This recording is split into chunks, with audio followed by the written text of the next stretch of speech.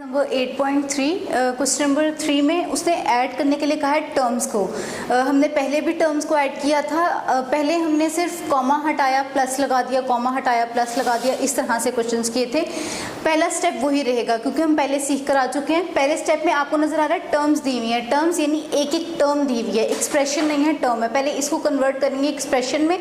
उसके लिए क्या करना पड़ेगा, उसके लिए आपको इन कॉमास की जगह पे प्लस प्लेस करना पड़ेगा। हमने पहले भी सीखा था, अगर हमने किसी भी अलजेब्रिक टर्म को या अलजेब्रिक एक्सप्रेशन को, दोनों को ही अगर आपने ऐड करना है तो आपने सबसे पहले क्या करना है, जहां आपको कॉमा नजर आ रहा है आपने उस कॉमा को हटा के उसकी जगह पे प्लस, मैंने इसी तरह से प्लस लगा दिया। एक स्टेप कौन सा ऐड हो रहा है इसमें, जो टर्म सेम है, यानी ये ए बी है पूरी टर्म में, यहाँ पे हमें कहीं ए बी नज़र नहीं आएगा, लेकिन ये बी सी, ये भी बी सी है और ये भी बी सी है, यानी कितने हैं टोटल, आपने इन्हें ऐड करके इसको ऐड भी करना है और प्लस आपने साइन का भी ध्यान रखना है कि हमारे पास साइन कौन सा आ रहा है। क्योंकि मेरे पास तीनों साइन प्लस के थे, मुझे चेक करने की ज़रूरत नहीं है, लेकिन फर्दर अगर कहीं साइन का डिफरेंस आएगा तो फिर मैं आपको डिफरेंस के साथ बताऊँगी। बी सी और बी सी तीनों को ऐड किया तो 3BC, यूनिट सेम रहेगा, आंसर आ जाएगा। नेक्स्ट देखें 2x² comma x² comma x²। अब कोफिशिएंट को थोड़ी देर के लिए इग्नोर करके पहले ये चेक करें कि मेरे पास सेम यूनिट्स कौन कौन से हैं। जैसे ये मेरे पास x²y, ये भी x²y, ये भी x²y, ये तीनों सेम है, यानी ये तीनों वैल्यूज आपस में ऐड हो सकती हैं। जैसे ऊपर 4 थी, 1 2 3 4, ये चारों आपस में ऐड नहीं हो सकती थी क्योंकि इसमें एक डिफरेंट वन था, वो था AB।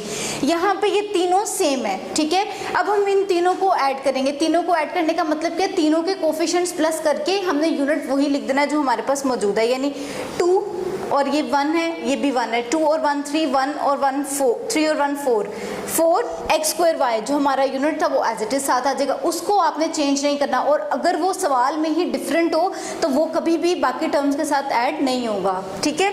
नेक्स्ट देखिए 6m³ 2m², 1 और 3m²। अब मुझे यहाँ पे नज़र आ रहा है कि मेरे पास एक कांस्टेंट भी आ गया। कांस्टेंट हमने पहले एक्सरसाइज में पढ़ा था।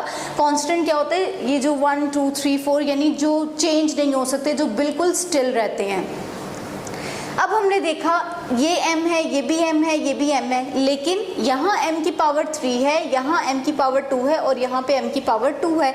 हम पहले m की पावर 3 क्योंकि बड़ी होती है, हम पहले वो वाली टर्म लिख लेते हैं, उसके बाद m² वाली टर्म्स लिख ली और फिर कांस्टेंट को लास्ट पे रहने दिया। सॉल्व कैसे होगा, ये 6m³ एज इट इज आ जाएगा क्योंकि उससे रिलेटेड, उससे मिलती जुलती कोई टर्म यहाँ पर नहीं है। m² और m² दोनों सेम है तो दोनों को प्लस कर दें क्योंकि ये प्लस प्लस प्लस हो रहे हैं। 3 और 2 को प्लस किया तो 5m² प्लस 1 क्योंकि कांस्टेंट भी और कोई नहीं है तो हम इसको किस तरह से लिखेंगे, 6m³ प्लस 5m² प्लस 1, ठीक है।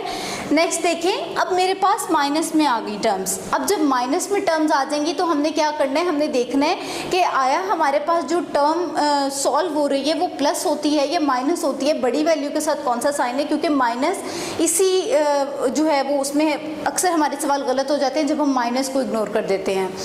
यहाँ देखिए सबसे पहले तो हमने जो पहले पढ़ा था रूल कि अगर हमारे पास दो साइन एक साथ आ जाएंगे, यानी मेरे पास यहाँ प्लस और माइनस दो साइन एक साथ आ रहे हैं तो हम ब्रैकेट लगाएंगे, ठीक है। मैंने इसको भी ब्रैकेट में लिखा, इसको भी और इसको भी, क्योंकि मेरे पास इन तीनों के साथ दो दो साइन आ रहे थे। फर्दर हमने क्या किया, plus minus minus, plus minus minus, plus minus minus, minus के साइन को सॉल्व करके लिख दिया। अब मेरे पास एक p है, ये भी q है और ये भी q है, दो q हैं और एक r है। मैं क्या करूँगी, q वाली टर्म्स को इकट्ठा कर लूँगी। p वहीं रहेगा क्योंकि p पहले आता है इसलिए p पहले लिख लिया, उसके बाद q आता है तो q वाली दोनों टर्म्स को कंबाइन करके लिख लिया, उसके बाद r। अब p एज इट इज़ रहेगा, r भी एज इट इज़, क्योंकि एक एक टर्म है, एक टर्म को फर्दर कुछ कर नहीं सकते, लेकिन जो q है वो दो है। अब आपने साइन को भी देखना है, यानी माइनस इधर है और इधर भी माइनस है तो माइनस माइनस प्लस होता है। आप 2q और 1q को प्लस करेंगे 3q और बड़ी वैल्यू के साथ, क्योंकि 2 बड़ा है, 2 के साथ माइनस का साइन है तो आप यहाँ माइनस का साइन लगाएंगे। ये हर जगह काम आएगा। ये माइनस माइनस क्या होता है, प्लस प्लस क्या होता है, प्लस माइनस क्या होता है, बड़ी वैल्यू के साथ कौन सा साइन है, मल्टीप्लाई करते हुए, ये सारी चीज़ें आपने याद रखनी है, तभी आप जो है वो ये वाले रूल्स कर सकेंगे। नेक्स्ट देखें क्वेश्चन नंबर 4 में उसने यहाँ तो टर्म्स दी हुई थी 3 में, क्वेश्चन नंबर 4 में एक्सप्रेशंस दी हुई हैं। उसने कहा इन अल्जेब्रिक एक्सप्रेशंस को ऐड करना है।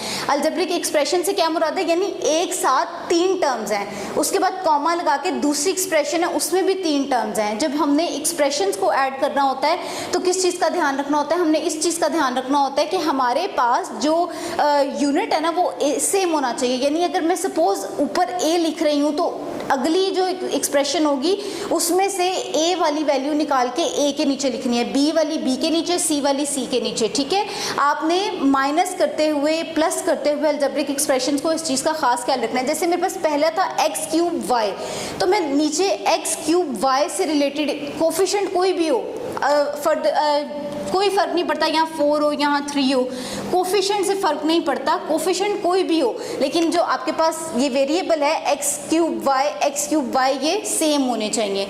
इसी तरह एक्स स्क्वायर वाई 2 है यहाँ 1 है, फ़र्क नहीं पड़ेगा, लेकिन ये दोनों सेम होने चाहिए। इसी तरह वाई स्क्वायर आपने जब इनको ऊपर नीचे लिख लिया एक दूसरे के अक्सर होता है तरतीब में दिए हुए होते हैं, आपके पास सवाल में ही आपको तरतीब में दिए हुए होंगे सारी एक्सप्रेशंस और सारी वैल्यूज़, आप उसको वैसे भी लेकिन ज़्यादातर आपको कंफ्यूज करने के लिए भी, आपको चेक करने के लिए भी, जब टेस्ट भी हो या आपका जो पेपर है उसमें भी आप लोगों को चेक करने के लिए ये वैल्यूज़ खुद से भी बदल के दी जा सकती हैं। तो बिल्कुल इस चीज़ में नहीं रहिएगा कि हमारी बुक में अगर इस तरह से है तो पेपर में भी इसी तरह से आएगा। आपने कॉन्सेप्ट सीखना है। ठीक है, कॉन्सेप्ट क्या है कि हमारे जो ये वेरिएबल्स हैं ये सेम होने चाहिए, ये चेंज या डिफरेंट या आगे पीछे नहीं होने चाहिए।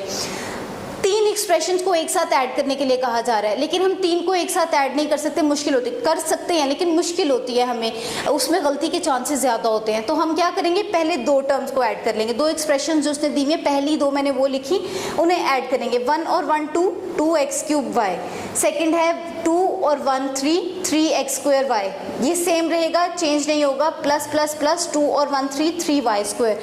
अब थर्ड वाली एक्सप्रेशन इसी के नीचे। अब आपने यहाँ पे इस सवाल में उसने जो हमें वैल्यूज़ है ना वो आगे पीछे दी हुई थी, यानी ये पहले था और ये बाद में था। मैंने देखा कि पहले एक्स क्यूब वाई है तो मैंने अपनी थर्ड एक्सप्रेशन में से एक्स क्यूब वाई की वैल्यू निकाली और यहाँ लिख दी, क्योंकि उसके साथ माइनस का साइन था तो मैंने यहाँ पे भी माइनस लगाया। उसके बाद एक्स स्क्वायर वाई के नीचे एक्स स्क्वायर वाई की, उसके साथ कोई साइन नहीं था क्योंकि वो फर्स्ट पे थी। हमने पढ़ा हुआ है कि जब कोई साइन नहीं होता तो प्लस का साइन कंसीडर किया जाता है, इसलिए मैंने यहाँ प्लस लगा दिया। 3 वाई स्क्वायर और उसके नीचे वाई स्क्वायर की वैल्यू लिख दी। अब हमने इनको सॉल्व कर लिया, ये प्लस में था ये माइनस में था, दोनों सेम थे, कटिंग हो गई। ये प्लस 3 और 1 को प्लस किया 4 एक्स स्क्वायर वाई, और ये प्लस माइनस 2 में से 1 माइनस किया 2 वाई स्क्वायर, और बड़ी वैल्यू के साथ क्योंकि प्लस का साइन था तो यहाँ प्लस आ जाएगा। बिल्कुल इन्हीं लाइंस पे आपने बाकी के क्वेश्चंस भी करने हैं। क्वेश्चन नंबर 4 में थोड़ा सा डिफरेंस था, यानी कि सारी जो वेरिएबल्स है ना सेम नहीं दिए हुए थे, उसमें भी कोई मसला नहीं होता। पहली वैल्यू थी 2p + 3q, मैंने फर्स्ट वैल्यू लिखी। जो दूसरी वैल्यू थी ना वो थी 3q + 3r, यानी p दिया ही नहीं हुआ था। अगर p नहीं दिया हुआ तो आप p छोड़ दें, q दिया हुआ है आप q के नीचे q की वैल्यू लिखें प्लस 3r, r भी नहीं दिया हुआ। जब हमने पढ़ा हुआ है जब ऐसा कुछ होता है तो हम क्या करते हैं, हम ऐसा करते हैं कि ऊपर कहीं कुछ नहीं दिया हुआ, हम उस वैल्यू को बिल्कुल साइड पे लिख देते हैं। मैंने उसको साइड पे लिख दिया 3r। लिखने के बाद 2p एज इट इज़ आ जाएगा क्योंकि 2p के नीचे कुछ भी नहीं है, प्लस 3 और 3 को प्लस किया तो 6q प्लस 3r के ऊपर कुछ नहीं था तो 3r भी एज इट इज़ आ गया। अब हमने थर्ड वैल्यू इसके नीचे लिखनी है, उसमें भी क्या है, मेरे पास एक p की वैल्यू दी हुई है और एक r की वैल्यू दी हुई है।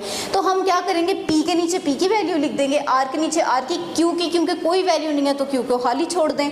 2p और 3p को प्लस किया 5p, q के नीचे कुछ नहीं था तो एज इट इज़ प्लस 3 और 1 4, यहाँ आ जाएगा 4r। ठीक है।